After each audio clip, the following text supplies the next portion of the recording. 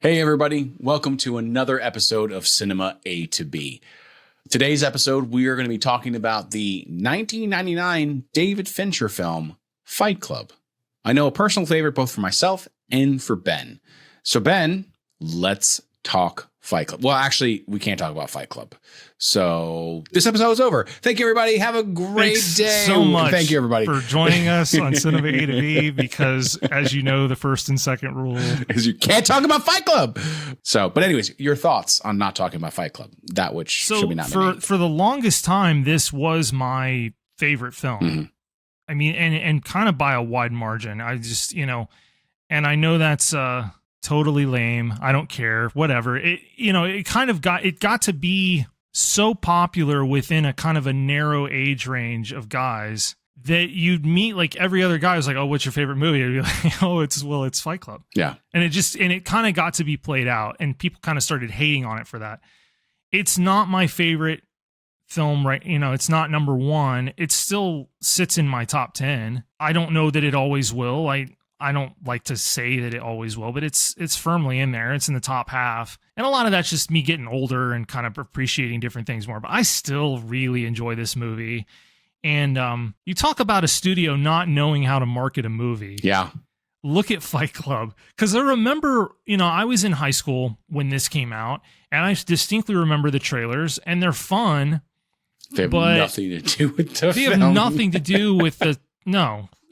It's stuff blowing up, and it's guys getting punched, and it's like supposed to be chaos. It's supposed to be like an MMA movie or something like that. Yeah, exactly. That's exactly how it was marketed. Was it's a bare knuckle boxing movie, and there are people that still have never seen this that think that that's what this is, and it's not. My big takeaways from it is that the reason it sits high is because I don't know if I've seen a better blending of style and substance than Fight Club. Yeah, absolutely agree. Aesthetically, it is still, the movie's, 25 years old, and visually it still runs circles around most of what we've seen in that time period. Yeah. The visual effects largely hold up rather well. The music, the whole deal, the performance, it's this wonderful mess of a package that's it easily could be really shallow as far as the actual content of the movie. And I think people that haven't watched it think that it is. Oh, and some people who have watched it don't pick it up either. It's not. Yeah, exactly. Right. The themes, we'll get into the themes, but yeah, what's your, I know we've talked about this movie before, but. Yeah. So, absolutely love this film. It was in my top 5 for the longest time. Never really took Overheat as my favorite movie, but it was definitely up there. My first viewing, I did not get to see this in the theater, was just my cousin was there, and I think we watched this and Usual Suspects, not back to back, but back-to-back nights or whatever. And so I was just blown away by these trick surprise endings and changes and all that stuff, and it was just like an overload. But I absolutely remember just kind of how blown I was by the reveal of this film, of just kind of that whole aspect. But I really loved the darkness of it. I really liked the narration. It's not the narration's perfect for this film, and it just really moves the story along. I don't want to say it's overproduced, but I love the fact that this movie does all of the things that Tyler talks about having done, splices in different, single frame scenes of porn, or all the stuff that he talks about, or the film burn stuff. It is very self-aware, almost meta in and of of itself. And I really, but it's done so well and so purposeful. It's not just in there for, hey, wouldn't it be cool if we reference ourselves in this? It's done with a purpose, because you're already kind of semi breaking the fourth wall with the narrator talking to us, that it really works in this film. And like you said, it adds to that style, but then it also adds into that substance that comes into this film. This is one of the few films that really made me kind of stop and think about my own personal consumerism, how things are happening. That was my big takeaway when I left the theater with my dad, and we were both utterly blown away on a whole multitude of levels. But that was the big, and I'm not anti-consumerist. I mean, I'm not, but it definitely gave me pause on how obsessive do I want to be on the clothes that I wear and the car that I drive and the couch that you have. Yeah, exactly. And it did it when I was like 17. There aren't very many movies that I've gone to where I came out and my worldview has kind of been changed a little bit. This is one of them. There are not many. No. And the rest of there's probably two more on that list that are both probably Second World War films and then some other, and then obviously Terrence Malick will make you think about your existence. Yeah. But yeah, this definitely brought some of those things to the forefront, stuff that I just hadn't thought about. It draws you in, and you're right. They break that fourth wall real early. Yeah. And they continue to break it. I mean, you have scenes with Norton speaking to you while Pitt's pissing in the lobster bisque or whatever. So, and it's great because we're going to spoil this. So if you haven't watched Fight Club, stop. Just go watch it, but we don't care.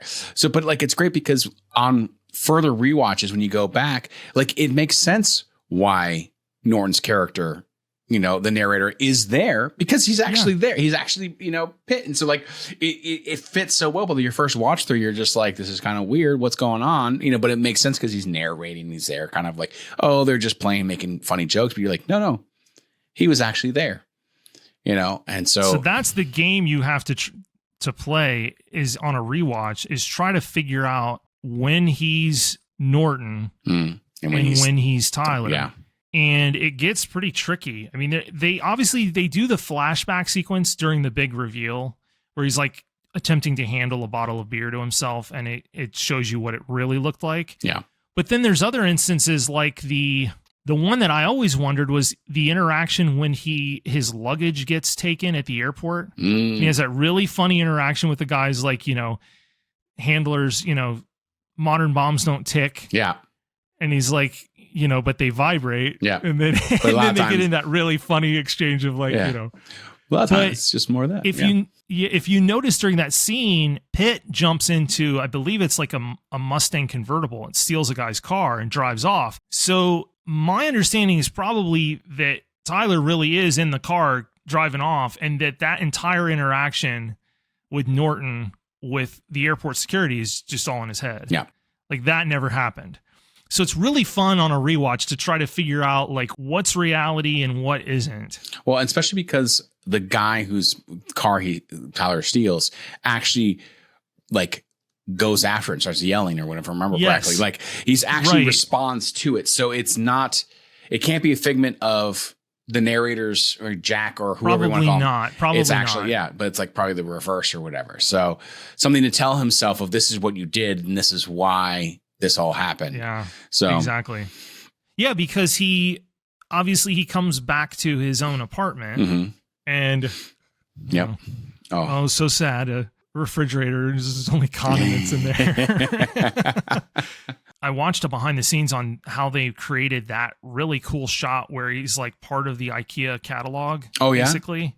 Super difficult. Like I bet. Now it would be no effort at all. Yeah. But with the techniques that they had then, it's layered up real heavily and they're dropping furniture in and motion control camera. And that shot still blows me away. Like it's just a real quick walkthrough of his apartment and more stuff starts showing up. The couch drops in, the rug. Yeah. And you kind of take it for granted, but apparently it was a super demanding shot to pull off. And that's Fincher. Fincher's just... He does that. People forget, like, when this came out, the internet wasn't as big as it is now, obviously, but there was a very loud group that were basically putting Fincher on the same pedestal that everybody's putting Christopher Nolan on right now. It's just his films weren't like the box office draw that a Nolan movie is, but like he had done Seven, he had done The Game, incredible piece of filmmaking. He had done this. And it was like, this guy can't miss. Yeah. And I still hold Fincher in high regard. It's just, he's kind of doing the same thing Spielberg. I'm just not as big a fan of what he's picking to make. Yeah. I mean, and he may have lost a step or kind of focusing on the wrong things. I mean, we talked The Killer. So, but I mean, even this like had a hard time. I mean, its budget was like $63 million and it barely made $100 million at the box office. I mean, this was not a home run. But this for thing Fincher. cleaned up on DVD. Oh, easily. Yeah, easily. Oh, it absolutely cleaned up on DVD. Yeah. So it's fun because Chuck, the writer of the book, I can never pronounce his name right. So what basically he said in an interview, the film basically is an improvement on my novel. On the book. Yeah, yes. it's on the book. Yeah. So like he's like, Yes. this is better than my book. Just watch this. Ultimate compliment. Yeah. Like how do you do that? So it's just there's so much thought put into it, and there's so much process and so much point. I know like Fincher actually really wanted Pitt and didn't want to do it. And then he was working on Meet Joe Black, and like Fincher actually gets a meeting with him, sits him down, like takes him to lunch and goes through the movie with him. Like, this is who you're playing. This is what's going on. And that's what got Pitt into it. Though I know you and I always joked. I love the scene where they're on the bus where they're looking at the male model on like the thing. Yeah. And he's just like, is that what a real man looks like or whatever? It's like Right. that. And then you're like, no, that's not what a real man. Like they're making fun of that male model. I'm like, yes. look in the mirror, Brad Pitt. Look in the mirror. Part of the but that's part of the joke. Yeah. That's part of the joke. Yeah. It's self-aware. Yeah. I still love that Pitt has basically said he knew once it was done, this was the best he was going to job do of his career. Yeah. This is the role. It was like the role of a lifetime. And my guess is that Fincher likes working with Pitt. I don't know that Fincher liked working with Norton. No, because Fincher's worked with Pitt since. He did Benjamin Button, but you'd think if things were great that he would have done, maybe 10 years down the line would have done something with Norton. And I think we've probably briefly mentioned on the pod that Norton's just not easy to deal with and wants to write and rewrite scenes and direct his own stuff. And he basically wants to re-edit. He re-edited American History X, like took it from the director, basically kind of backdoored him with the studio and changed the films. That's why he didn't continue on in the MCU as Hulk, because he wanted creative control in the MCU. Which is a shame, because I was a huge Norton fan after this, and Wait, still am. it was kind of disappointing. Yeah, I still am too, but you just wish people were easier to work with, and they are. Though it was funny because he is very anti-smoking, like 100% hates smoking, and like basically the character he plays in Rounders, Worm, was supposed to be a smoker, and he was like absolutely refused to smoke, wouldn't do it, and so they just had him trading smokes in the prison. But he actually smoked cigarettes for this film. Like, he actually did it for Fight Club. So there was something about this script, something about Fincher that he was like, I'm going to break this rule for, which I found interesting, to say the least. Well, it's one of the best scripts ever, in my opinion. So you do what you got to do. Yeah. And this cast is just absolute riot, even back beyond Pitt and Norton. Yeah. With Meatloaf and in a fat suit. Yeah. Yeah. No, those awkward little steps. Yeah. So apparently they actually wanted Reese Witherspoon instead of as Marla. Yeah, instead of Helena Bonham Carter. She could have done it. Yeah, she could have done it. Would have been different. It would have. I think it would have been tougher for audiences to like look past. Mm-hmm. Helena is just incredible. As Marla Singer. I mean, like, it's probably been a couple months since I've watched the movie all the way through, but on subsequent viewings, you start to realize like how big of a deal it is that she's in this movie and what kind of performance she's delivering as Marla. Everybody wants to give all the fanfare to Pitt and Norton, and justifiably so, but the movie does not work without her playing Marla the way she does. It's just, she just scene steals anytime she's with Norton, which works because Norton's character is so much more like docile and introspective, passive aggressive, and so she just commands the screen. And the way her movements are very, like, really fast. Like, she moves so quick in this movie. Just the way, like, if you just watch how quick Marla like walks, and not to mention the fact that she just walks through traffic, which is just an absolute riot. And I think people underestimate just how funny this movie is. I mean, this is a wickedly dark. Yeah. It's listed on IMDb as a drama, which I just think is patently absurd. I don't know what to call it, but it's an MMA it's film. at least twice as funny as it is dramatic. Yeah. I mean, that was the other thing when we came out of it was like, we laughed a lot. I mean, right down to the beginning of like, you have any last words to mark the occasion? He'd be like, I can't think of anything. And then he's like, I wonder where that gun barrel's been. Yeah, exactly. Oh. And that's a credit to the book and Fincher's like dark sense of humor as well. And you get to see Jared Leto get the crap beat out of him. Oh, which is just great. Just fantastic. Absolutely. I wanted to break something beautiful. Oh yeah. It's one of those movies like it has the reveal and kind of the surprise, but yet it's still just as good the second time around or the third time around. Like it's not lessened because you know the twist. In some ways, not that it's better, but some way it's just different. In some ways, it is enhanced by you, like you said, finding out when is he Tyler, when is he the narrator, like at one point. Yeah, no, that's true, and I completely agree with that. But what it would be to go back, oh my goodness, and watch this to that first initial viewing. It's like anything else with a twist or a twist ending. You have the people coming on Reddit or YouTube. Oh, I saw that twist coming at the very beginning of the movie, and it's like, well, I'm sure you did, but 99% of audiences did not. And who cares? Great. And for those of us that didn't, it was absolutely incredible moment. Yeah. I'll never forget it. Sitting in the theater, and see, that was the thing. You had 3 films in '99 that did this, where I had my jaw on the floor in the theater with either a twist ending or, in this case, I think this helps the fact that it's not a twist ending. Yeah. Right. This works like the Matrix twist does. Yeah. Although the Matrix twist is way earlier in the movie than this. But in '99, you had this, you had the Matrix, and you had The Sixth Sense, one of the better twist endings to a film. Yeah. And there's something to be said for 90s. I'm a child of the 80s and 90s, just like you. And I'm telling you, man, 90s cinema is absolutely really, amazing. really good. Yeah. I'm not saying it's the best. I think I probably still give the 70s their due, just with everything that came out from 70 to 79. It's kind of unmatched in my opinion. But for me, the next decade behind it is the 90s. Mm-hmm. This is one of those movies that capped off the decade. And maybe early like 2000, 2001 kind of. And the reality is when you get in and out of decades, like films in 90 and 91, and I would say even 92 to a certain extent are really more 80s. Spiritually 80s films. Yeah. So yeah, you're right. Like the 90s aesthetic continues into 2000, 2001, probably 02. Yeah. So you get a continuation there with films like Gladiator, and then you get Lord of the Rings, Black Hawk Down. You know, this stuff starts to come into play. So really gritty. The 90s is just a gritty decade for cinema. Ironically enough, so is the 1970s. Yep. This is a good one. I don't care if people are like, oh, it's overrated or...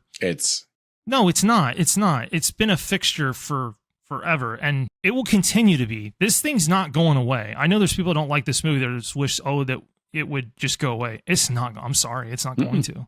People are just going to continue to find it. And I mean, and there's a reason why it has an 8.8 on IMDb. It's number 13.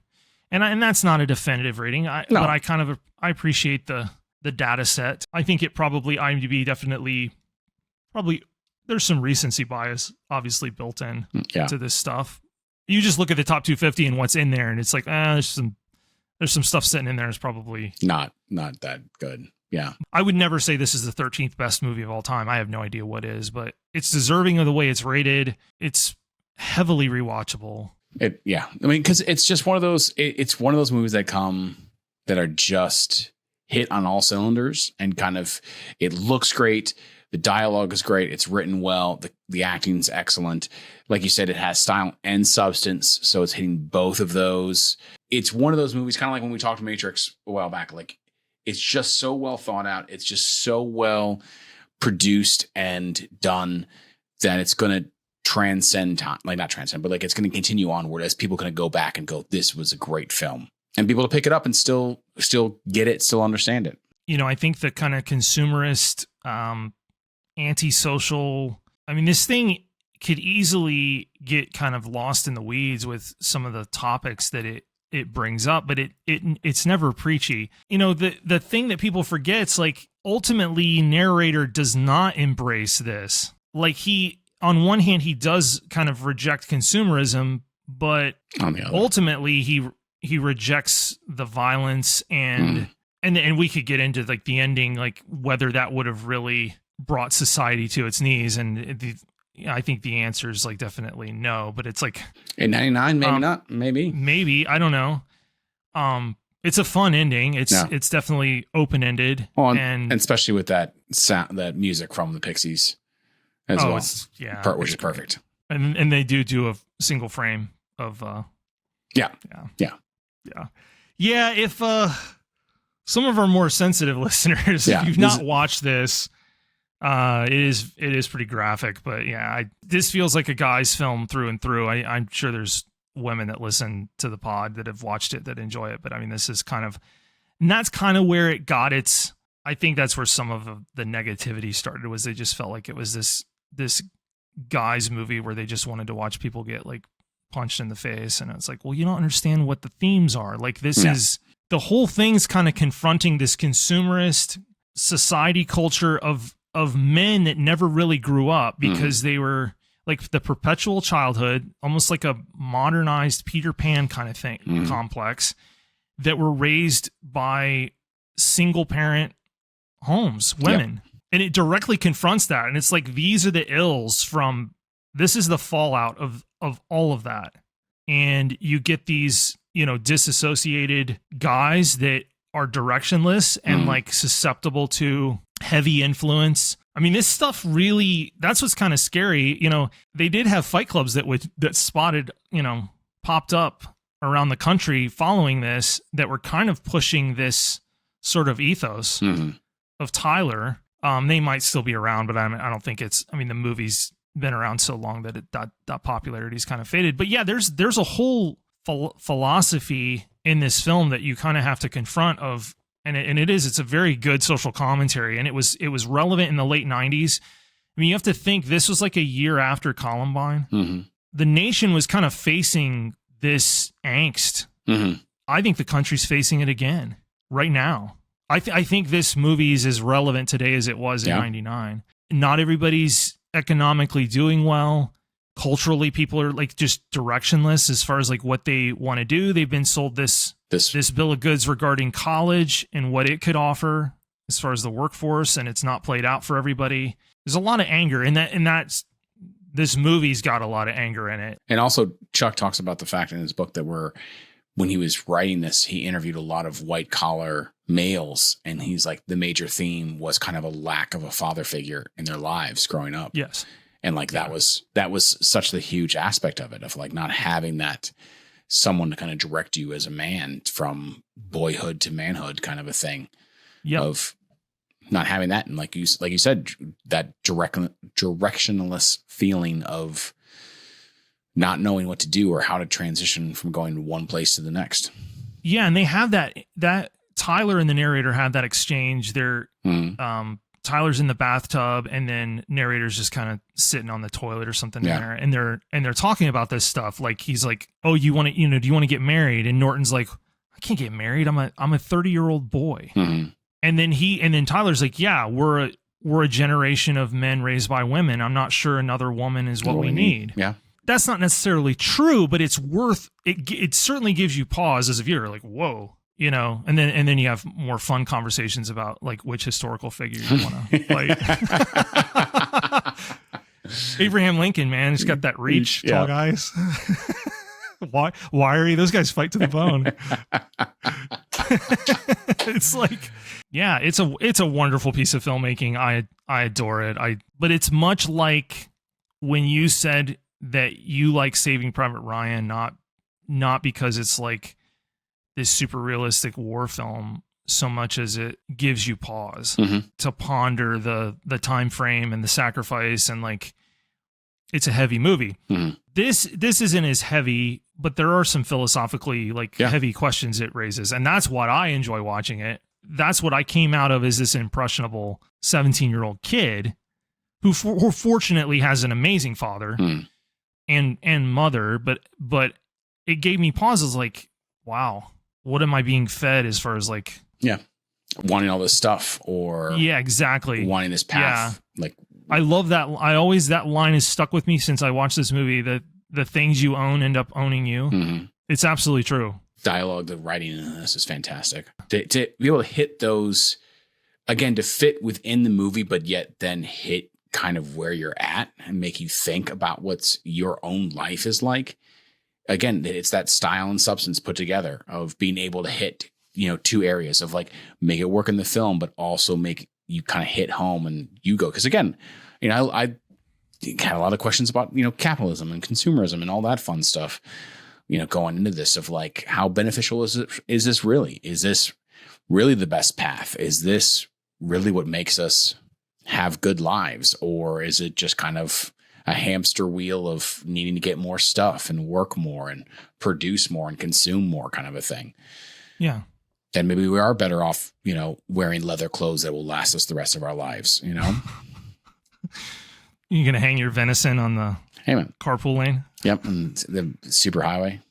Yeah. Yeah. I love, that's a cool scene too. Yeah. When he's kind of going out. Yeah. And obviously the movie doesn't really, if it's lacking anything, is it's not really that interested in exploring mental illness as much as it probably should. Like point. Yeah. Given that that's basically what's happening. So that's kind of, if there's a weakness of it, that's probably what it would be, but you're almost looking at it through that lens anyway. So yeah, I mean, I don't like overanalyzing this stuff too much, but this was one that I was thinking about this movie weeks after I saw it the first time. That doesn't happen that often. No.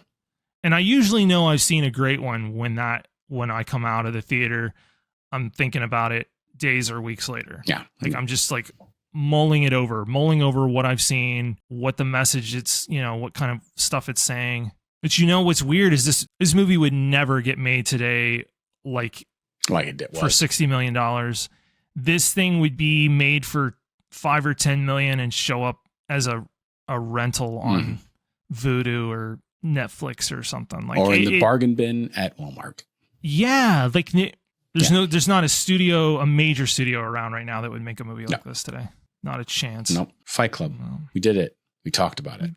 We did it. We broke both rules. We did. Well, again, we want to thank everybody that's tuning in this week to listen to this episode on Fight Club. We had a really good time discussing this. I know this is hallowed film for both Alec and I.